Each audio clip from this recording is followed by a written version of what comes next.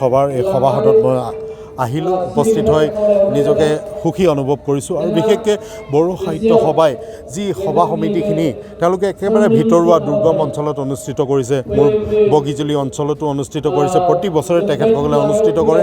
তাৰ পৰা বড়ো সাহিত্য সভাই আচলতে নিজৰ জাতি জনগোষ্ঠীৰ কথা চিন্তা কৰি পেলাই এই জনগোষ্ঠীটোক পিছপৰা জনগোষ্ঠীটোক শৈক্ষিক দিশত, সাংস্কৃতিক দিশত আৰু অৰ্থনৈতিক দিশত, সামাজিক দিশত প্ৰতিটো দিশত আগুৱাই লৈ যাবৰ কাৰণে যথেষ্টখিনি চৰ্চা কৰিছে, চিন্তা কৰিছে।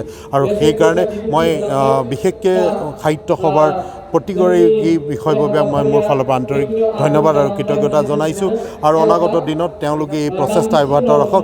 আজি 1952 চনৰ 16 নৱেম্বৰত প্ৰতিষ্ঠা লাভ কৰা এই বড়ো সাহিত্য সভাই আজি 2024ত অতিক্ৰম কৰিলে। আজি বড়ো জনগোষ্ঠীটো আমি সকলোৱে জানো এটা পিছপৰা জনগোষ্ঠী আছিল, কিন্তু আজি আহি পেলাই এই জনগোষ্ঠীৰ এই সাহিত্য সভা বা এই বড়ো যি আমাৰ ছাত্ৰ সংগঠন আছে তাৰ কাৰণে আচলতে তেওঁলোকৰ প্ৰচেষ্টা, জাতীয় সংগঠনবোৰৰ প্ৰচেষ্টাত আজি বড়ো ভাষাই স্বীকৃতি লাভ কৰিছে। আজি বড়োলেণ্ড ইউনিভাৰ্চিটি পাবলৈ কাৰণে সক্ষম হৈছে, আজি মেডিকেল কলেজ পাবলৈ কাৰণে সক্ষম হৈছে আৰু এই জনগোষ্ঠীটোক এটা পৰিচয় দিবলৈ কাৰণে সক্ষম হৈছে। रिपर्टार बिथांमोननिसिम जिहेतु जोंनि बे थेक्रालागा ओनसोलाव 14 नभेम्बर जों 53थि खुंगा 53थि खुंनो लानायाव माखासे कालारफुल जों मोसानाय दामनाय देनायखौ लानाय जादों। आरो बेवहाय जोङो सुरत बसुमतारी बिथां जाखांफुनाय लिरगिरि बिथांखौ गाहाय आलासि हिसाबै जों मोननो हादों।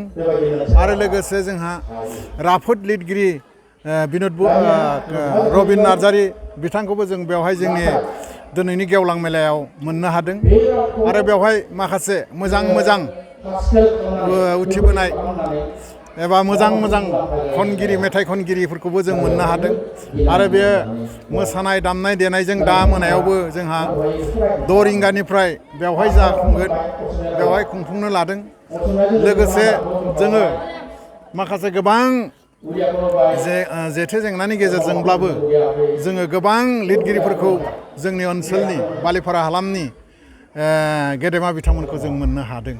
बेनिखायनो जोङो जोंनि बे बर' थुनलाइ 14 नभेम्बर जिथुनिखि फोरबो खुंनायाव जोङो खाफाल गोनां होननानै साननानै लादों। आरो थेक्रालागा ओनसोलजों लोगोसे जोंनि बे ओनसोलनि गासिबो रायजो राजा बिथांमोनहा लैहोर फैनानै जोंनि बे हाबाफारियाव बाहागो लानायखाय बिथांमोननिसिमबो जों गोजोननाय फोरमायदों।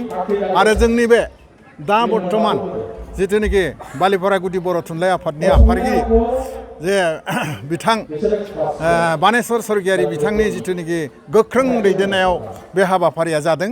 आरो लोगोसे जोंनि थेक्रालागा ओनसोलनि बानजाय आफादनि गोख्रों दैदेननायाव बे हाबाफारिया जाफुंदों होननानै जों सानो।